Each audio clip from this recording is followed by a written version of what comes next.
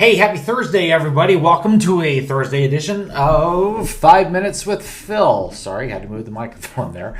How are you doing? I hope you're doing well, and it's great to see you here today. I want to take the time to remind you that our church offers a really great Facebook page for nothing but 5 minutes with Phil.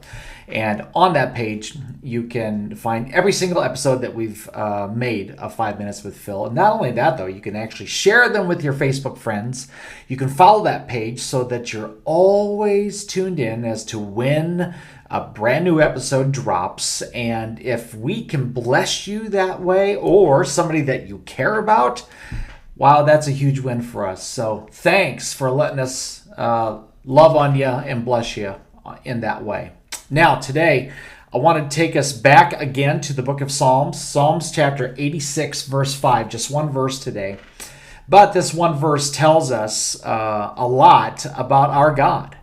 And again, I think sometimes we fall into a trap of having kind of an incorrect view of who God really is. And it happens because sometimes our view of God can be skewed a little bit by our circumstances. It can be skewed a little bit by our opinions. It can be skewed a little bit by our upbringing, maybe. There's a lot. And so it's important that we constantly have an accurate view of who the Lord really is. And today is no exception as we take a look at this short verse. Take a look at this.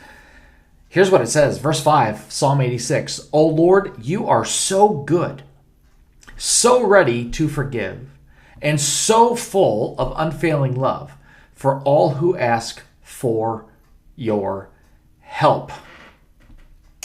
There's a lot of so's in there, and I want to give them to you today to kind of bless you. And maybe it's one of these qualities of God that you need to really hang on to today, because there's so many ways to describe the Lord, and there's so many parts of his character and his person that are so wonderful. And we have three right here. Let me give them to you. Number one, he is so good. Lord, you are so good. There's a phrase that often gets kind of chanted and repeated in churches all over the world, really. God is good all the time, and all the time God is good. And it really is true. The Lord never stops being good. If there's something bad, if there's something evil, that is not from God. If there's something fearful, that is not from God. That's not how God operates. But you serve a God, even if your circumstances don't seem so good, God is good. And that's good for us to know because again, sometimes we can let our feelings skew what our vision of God is, and we don't want that. And so, number one, first and foremost, God, you are good. You are so good. Secondly, he's not only so good, he is so ready to forgive. He is so ready to forgive. Now, I like this because I think sometimes we think that God's willingness to forgive us is kind of hesitant. It's like, well, we'll see. You know, that you got to do some stuff first before I can forgive you, and that's not the Lord at all.